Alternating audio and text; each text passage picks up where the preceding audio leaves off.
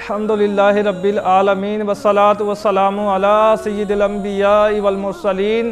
پیارے آقا، شب اسرا کے دولہ، نور کے پیکر آقا صلی اللہ تعالیٰ علیہ وآلہ وسلم کا فرمانے علی شان ہے، کنجوس ہے وہ آدمی جس کے سامنے میرا تذکرہ ہو اور وہ مجھ پر درود پاک نہ پڑھے۔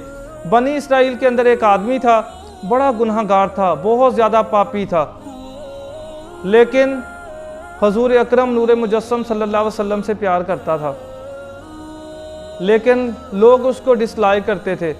جس علاقے میں وہ رہتا تھا سارے علاقے کے لوگ اس سے نفرت کرتے تھے، اس کو اگنور کرتے تھے۔ یہ بندہ کیا ہے؟ پاپی ہے، بدکار ہے، گناہگار ہے۔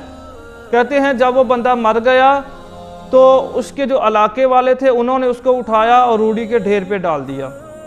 تو اللہ پاک نے حضرت موسیٰ علیہ السلام کی طرف وحی فرمائی کہ موسیٰ، آج ہمارا ایک پیارا فوت ہو گیا ہے اور تیری امت کے لوگوں نے اس کو روڑی پہ ڈال دیا ہے، جاؤ اس کو جا کے وہاں سے اٹھاؤ، اس کو تجہیز و تکفین کا انتظام کرو، اس کو نہلاؤ، کفن دو، اس کے بعد اس کو دفن کرو۔ اللہ پاک کا حکم پاتے ہی حضرت موسیٰ علیہ السلام وہاں پہ تشریف لے گئے، اس کی ڈیڈ باڈی کو وہاں سے اٹھایا گیا، اس کو نہلایا، کفن پہنایا، کفن پہنانے کے بعد اس کی تدفین کی گئی۔ جب تدفین کر دی تو پھر حضرت موسیٰ علیہ السلام نے اللہ پاک کی بارگاہ میں عرض کی، الہی وہ بندہ بڑا گناہگار تھا، وہ بندہ بہت پاپی تھا، وہ بدی کرنے والا بندہ تھا، لیکن یا اللہ اس کے اوپر اس قدر انعام کیوں، اس کے اوپر اس قدر فضل کیوں؟ تو اللہ پاک نے فرمایا کہ موسیٰ سنو، یہ جو آدمی تھا نا، اگرچہ پاپی تھا، اگرچہ گناہگار تھا، لیکن ایک روز اس نے تورات کو کھولا، اس کو سٹڈی کر رہا تھا، اس کو ریسائٹ کر رہا تھا۔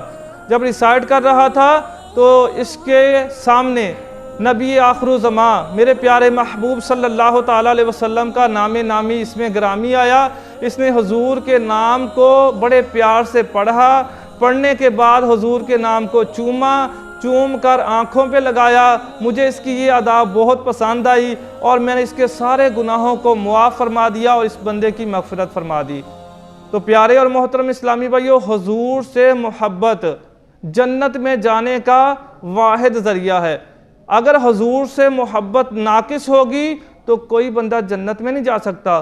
محمد کی محبت دین حق کی شرط اول ہے، اگر اس میں ہے کچھ خامی تو سب کچھ نامکمل ہے۔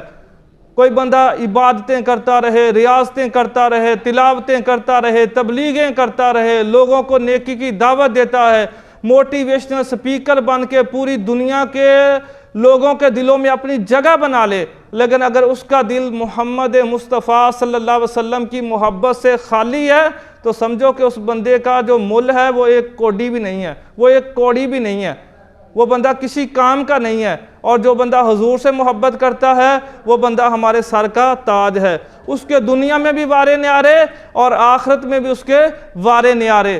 فقط اتنا سبب ہے انعقاد بزم محشر کا کہ ان کی شان محبوبی دکھائی جانے والی ہے۔